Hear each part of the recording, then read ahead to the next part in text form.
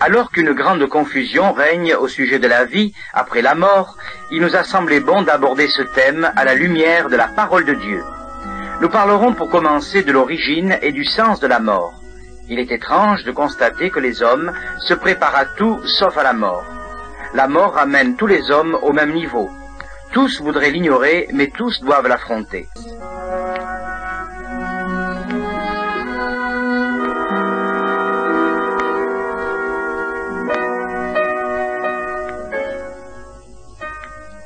La question de l'au-delà a de tout temps tourmenté les hommes de toute race. Tous les peuples que l'histoire nous fait connaître ont cru à un au-delà, plus ou moins durable, plus ou moins précis, mais quand même un au-delà. La préhistoire, c'est-à-dire la science qui s'intéresse aux hommes ayant vécu sur notre terre avant les temps où la découverte de l'écriture permit d'écrire l'histoire, nous apprend que même les plus lointains ancêtres de notre race avaient une croyance en un au-delà. Pourtant, tout ce qu'on possède d'eux, ce sont les tombes que l'on retrouve ici et là. Or, ces tombes parlent et portent témoignage de la foi en une survie. Toutes sortes d'objets, et en particulier des vases, ayant contenu de la nourriture et des armes, ont été déposés à côté de ces cadavres. Pourquoi cette pratique si constante, si on avait pensé que tout cela devait avoir son utilité dans une autre vie? Pourquoi les vivants se seraient-ils privés au bénéfice des défunts? On a pu constater également que les corps ne sont jamais placés n'importe comment, mais dans des positions très caractéristiques, repliés sur eux-mêmes, comme l'enfant dans le sein maternel, ou orientés dans une direction précise, souvent celle du soleil couchant. Nous n'avons pas à faire ici un cours d'histoire des religions, mais il fallait préciser le fait que, aussi haut que nous remontions dans le passé, nous trouvons la croyance à une existence après la mort. Comment cela représentait-on? Nous n'en savons rien, mais elle existait. De même, l'ethnologie atteste, malgré ce qu'on avait pensé et écrit au siècle dernier, que les peuples les plus arriérés vivant de nos jours ne sont pas dépourvus de croyance à cet égard. Par conséquent, nous pouvons affirmer que la croyance en un au-delà est un besoin fondamental de l'être humain. Il n'a jamais pu vraiment se résigner à la pensée que la mort était le terme final de son existence. L'ennemi des âmes connaît bien ce tourment ancré au cœur de l'homme, et il n'a cessé de l'exploiter. C'est lui qui fait briller devant les âmes avides de savoir ce qui se passe dans l'au-delà, la possibilité d'obtenir des révélations en communiquant avec les morts. C'est le spiritisme. Mais le spiritisme n'est qu'une forme nouvelle du culte des morts qui a existé en tout temps et en tout lieu. Les formes ont différé, mais le but est resté, toujours le même. Faire des morts des aides, des auxiliaires, en un mot des dieux, auxquels l'homme s'adressera plus volontiers et plus facilement qu'ouvrait Dieu. Ainsi, le diable atteint un de ses buts principaux, qui est de détourner les hommes de Dieu. Qu'ils adorent n'importe qui ou n'importe quoi, pourvu que ce ne soit pas Dieu. Telle est la volonté satanique. D'ailleurs, le père du mensonge ne craint pas les contradictions. Il n'en est pas non plus à un mensonge près. Il ne se contente pas de travestir la réalité de l'au-delà et d'en fausser l'image auprès de certains. Il est tout aussi prêt à en nier catégoriquement l'existence quand il voit des âmes prêtes à le croire. Pas de vie à venir, abandonner les illusions des siècles passés, tout finit à la tombe. Il sait bien les conséquences tragiques de cette négation. Supprimer l'au-delà revient en définitive à supprimer Dieu lui-même. Dieu est parfait, donc il ne peut être que juste, et d'une manière parfaite. Or, s'il n'y a pas une vie à venir pour réparer les injustices de cette terre, cela revient à dire, Dieu est complètement indifférent aux injustices commises ici-bas. Rien ne les réparera. Le juste aura le même sort que son oppresseur. La justice devient un mot dérisoire, privé de tout sens réel. Qu'est-ce qu'un Dieu qui ne peut rétablir la justice? Ou il est impuissant devant le mal, ou il est indifférent, ce qui revient au même. Dès lors, mangeons et buvons, faisons ce qu'il nous plaît, qu'importe, le résultat sera le même, et ainsi, le triomphe de Satan est complet. Heureusement, au milieu des ténèbres créées par l'ennemi de nos âmes, nous avons une lumière, celle de la parole de Dieu. Un jour, quelqu'un nous disait, comme il est regrettable que la Bible ne dise rien ou si peu de choses au sujet de l'au-delà. Cette opinion trop répandue pousse beaucoup de gens à chercher des lumières dans toutes sortes de livres qui ne renferment que des spéculations humaines ou des révélations mensongères. Elles adoptent alors les idées les plus fausses, en contradiction la plupart du temps avec la vérité de la parole. Aussi nous désirons, dans ces quelques entretiens, examiner avec vous ce que la Bible enseigne. Et vous verrez que ce n'est pas peu de choses. Elle répond parfaitement à toutes les questions que nous pouvons nous poser au sujet de ce qui attend l'homme après la mort. Et ce qu'elle nous dit, au lieu d'être supposition ou imagination, est la vérité divine. Puissions-nous toujours chercher en elle, et en elle seule, les lumières après lesquelles nos cœurs soupirent. Avant de l'écouter nous parler de ce qui suit la tombe, demandons-lui pourquoi la mort. À certains, cette question paraîtra bien naïve, enfantine même. Pourquoi la mort? C'est une loi naturelle, dira l'homme de science. Et le religieux ajoutera, Dieu l'a voulu ainsi, votre question est absurde.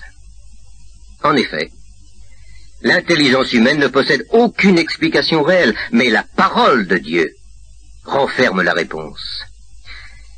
Reportons-nous au jardin d'Éden, où Dieu avait placé Adam pour le cultiver et le garder. Après lui avoir fait cette défense, quant au fruit de l'arbre, de la connaissance du bien et du mal, au jour où tu en mangeras, tu mourras certainement. Genèse, chapitre 2, versets 15 à 17. On pourrait comprendre, si tu manges, tu tomberas mort sur place. Mais ce n'était certainement pas ce que Dieu entendait, puisqu'après sa désobéissance, Adam devait vivre encore longtemps. Mais la menace signifiait, au jour où tu désobéiras, tu deviendras mortel, c'est-à-dire sujet à la mort. Tes forces ne se renouvelleront pas, mais elles déclineront. Tes membres deviendront pesants et infirmes, et tu descendras ainsi dans la tombe. La sentence divine s'est réalisée. Adam a vieilli, et après lui, tous ses descendants ont subi cette loi. La mort est devenue la reine des épouvantements. Job 18,14. L'apôtre Paul écrira dans 1 Corinthiens 15, 26. Le dernier ennemi qui sera vaincu, c'est la mort. N'est-ce pas clair? Malgré les théories qui prétendent voir en elle une chose naturelle, normale, la Bible la déclare un ennemi. Et son origine est nette. La désobéissance, le péché. Seulement, cette affirmation est dangereuse pour le diable. Si les hommes pensaient vraiment que la mort, dont tous souffrent, vient du péché, ils le prendraient moins à la légère. Ils comprendraient sa gravité et en mesureraient toutes les conséquences. Au contraire, si la mort est une chose naturelle, sans rapport avec le péché, et qui aurait existé sans lui, l'homme sera amené à la reprocher à Dieu plutôt que d'en s'en prendre à lui-même. Il n'est pas étonnant dès lors qu'on l'entende accuser Dieu de cruauté, et parfois, avec quelle véhémence, alors qu'il lui conviendra de s'humilier devant le Seigneur à cause de son péché et de ses conséquences. La mort est un tourment, un scandale, un problème insoluble en dehors de la révélation divine. On demandera, l'homme était-il donc destiné à vivre éternellement sur la terre? La Bible ne dit rien à ce sujet, mais N'est-il pas permis de penser que, son temps d'apprentissage terrestre terminé, Dieu pouvait le transporter dans son ciel sans qu'il ait à passer par la maladie, les infirmités et la mort? Le paysan n'attend pas pour récolter que les épis soient détériorés. Il les engrange dans toute leur beauté. Avant de terminer notre premier entretien, il reste un point à préciser. Dans la Bible, le mot « mort » a trois sens. Tout d'abord, le sens de mort physique. C'est celui auquel pensent la plupart des gens. Le corps cesse de vivre, il retourne à la poussière dont il a été tiré, l'esprit qui avait animé ce corps entre dans l'au-delà. Mais la parole emploie également le mot « mort » pour désigner l'état spirituel dans lequel se trouve l'homme sans Christ. Paul écrit aux Éphésiens « Vous étiez morts par vos offenses et par vos péchés, mais Dieu nous a rendus à la vie avec Christ. » Chapitre 2, 1, 4 et 5. L'apôtre ne s'adresse nullement à des gens sortis du tombeau, mais le fait d'être séparé de Dieu par le péché constitue un état de mort spirituelle. Toute vie vient de Dieu. Être éloigné de lui, c'est avoir perdu la vie. Une branche d'arbre coupée n'a pas cessé d'être, mais elle n'est plus qu'un morceau de bois sec. Ainsi nous pouvons exister tout en étant cependant morts, c'est-à-dire coupés de la source de vie. Enfin, le mot mort signifie l'état dans lequel se trouve une âme qui non seulement est séparée de Dieu, mais pour laquelle ne subsiste plus aucune possibilité de lui être réunie un jour. Elle a repoussé les appels du Seigneur, elle s'est volontairement endurcie. Elle passera l'éternité loin de lui. C'est ce que la Bible appelle la seconde mort, c'est-à-dire l'état définitif où l'âme se trouve quand elle n'a pas voulu de la grâce. Dans notre prochain entretien, nous entrerons au cœur de notre sujet, mais nous vous laissons en attendant cette parole de Jésus lui-même. En vérité, je vous le dis, celui qui écoute ma parole et qui croit à celui qui m'a envoyé a la vie éternelle et ne vient point en jugement, mais il est passé de la mort à la vie. Jean 5, 24. Êtes-vous passé de la mort à la vie? Avez-vous accepté le Seigneur Jésus comme votre Sauveur? Nous poursuivons aujourd'hui notre étude sur l'au-delà en vous rappelant que nous nous appuyons uniquement sur les enseignements donnés par la Sainte Écriture et en laissant entièrement de côté tout ce qui ne vient pas d'elle. Lorsque les hommes pensent à leurs défunts et à leur propre sort, les premières questions qu'ils posent sont en général les suivantes. Où vont les morts? Que nous arrivera-t-il dès que nous aurons quitté cette terre? La réponse est contenue dans l'évangile de Luc, au chapitre 16, versets 19 à 31. Le Seigneur y place devant nous deux personnages très différents. Un mauvais riche et un pauvre nommé Lazare. Tous deux meurent également. Écoutez bien dans quels termes Jésus dépeint leur destinée. Le pauvre mourut, et il fut porté par les anges dans le sein d'Abraham. Le riche mourut aussi, et il fut enseveli. Dans le séjour des morts, il leva les yeux, et tandis qu'il était en proie au tourment, il vit de loin Abraham et Lazare dans son sein. Ainsi donc le mauvais riche va immédiatement dans un lieu où il souffre, tandis que Lazare va dans le sein d'Abraham, ce qui était une image courante au temps de Jésus pour désigner le repos et la félicité. Le Seigneur contredit de cette manière la doctrine enseignée dans certains milieux, selon laquelle l'âme, après la mort, sombrerait dans une totale inconscience, ne connaissant plus rien, ne sentant plus rien, pour ne sortir de cet état qu'à la résurrection. Cette doctrine s'appuie sur des versets mal interprétés, en particulier ceux dans lesquels les morts sont désignés comme ceux qui dorment, tel 1 Thessaloniciens, chapitre 4, verset 13. Nous pensons que Paul, en parlant des défunts comme de ceux qui dorment, n'entend pas dire qu'ils sont devenus inconscients, mais qu'ils se reposent. Le sommeil n'est-il pas avant tout le repos par excellence?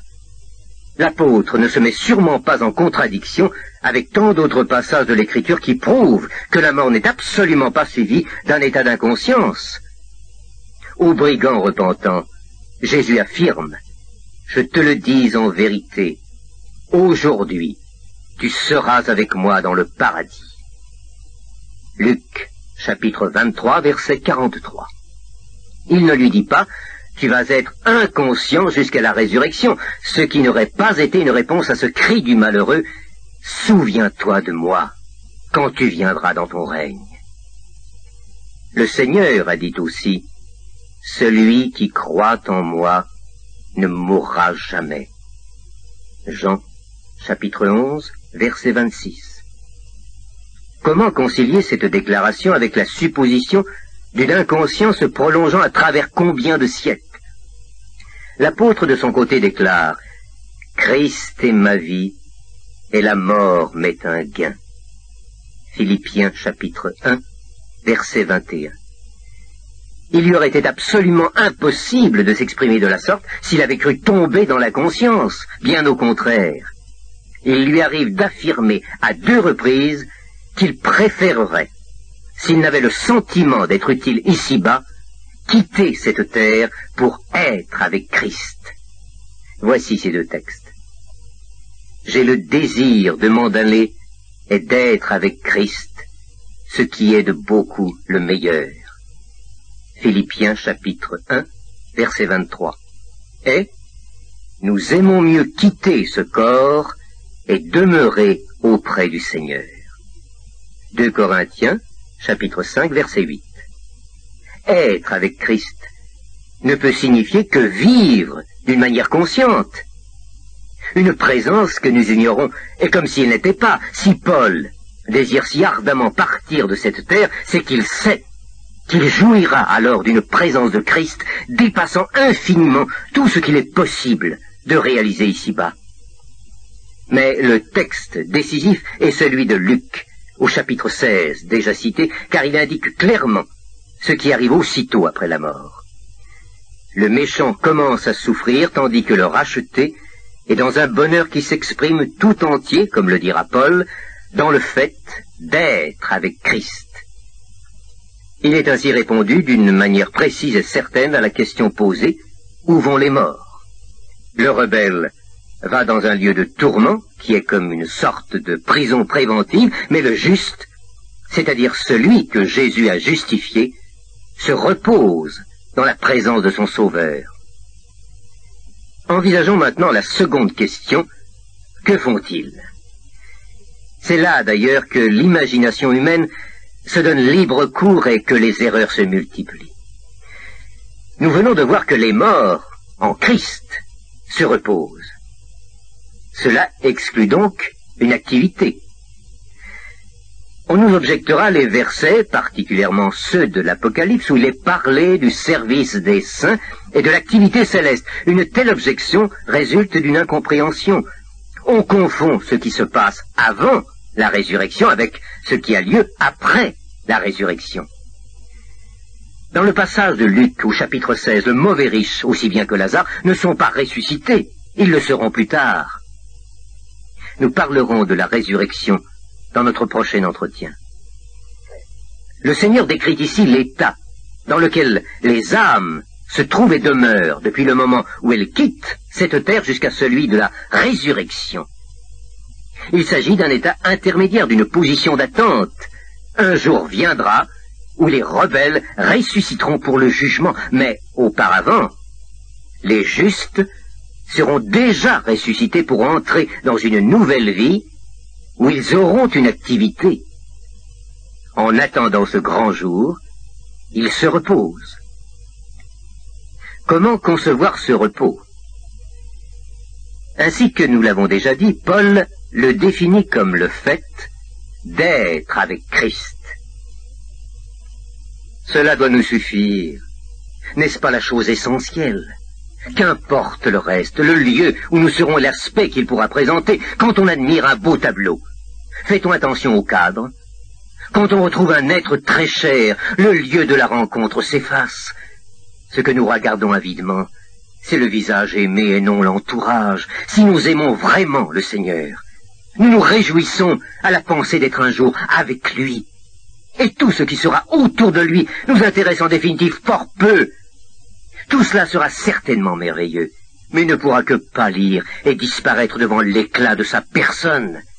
Ici-bas, toutes sortes de choses viennent toujours troubler ou interrompre notre communion avec Christ, mais quand nous aurons été transportés dans cet au-delà, nous pourrons nous abandonner entièrement à la joie de cette présence, assurer que rien, absolument rien, ne pourra nous en distraire.